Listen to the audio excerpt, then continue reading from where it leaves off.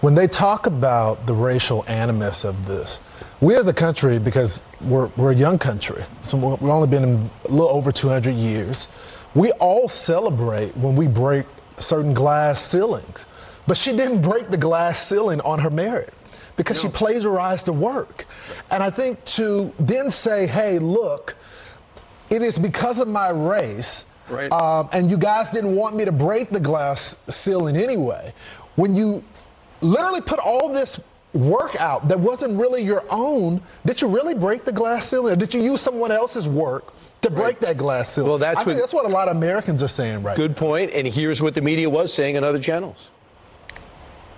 These plagiarism allegations, where Claudine Gay has had to issue corrections, multiple corrections. Now, we should note that Claudine Gay has not been accused of stealing anyone's ideas in any of her writings.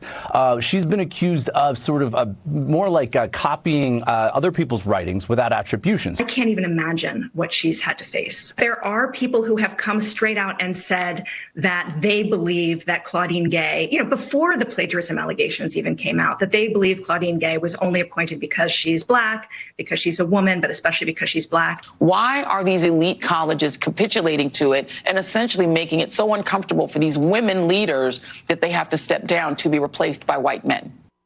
Bret Stephens, who used to be at the Wall Street Journal and now is an op-ed writer over at the New York Times, he's got a great op-ed in the New York Times this morning that says, why was she brought in the first place? With a scholarly record as thin as hers, she's not written a single book, published only 11 journal articles in 26 years. How did she reach the pinnacle of American academia, he wrote.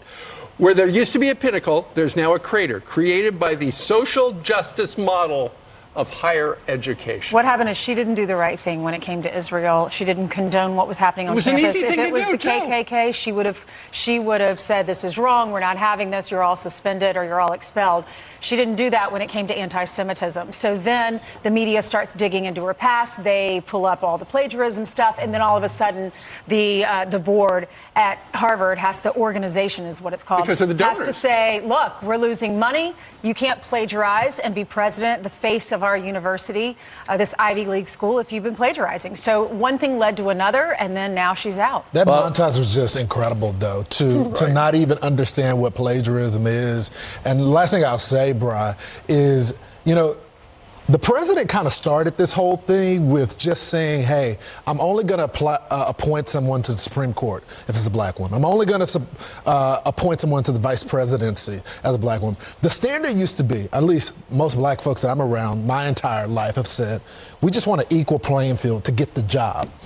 The Democrats now have said, we're just going to end that. And we're just going to tell you exactly who we're going to appoint within one pool of people. That's not right. Do you remember when the celebrities were found to be lying about their kids, their kids' background in order to get into these schools? And I saw a lot of minorities on campus speak up and goes, yeah, now we know how you feel. Because celebrities walking around on campus, people kind of wink and nod. We know you didn't earn it. Mm-hmm. We know your legacy because your parents are famous.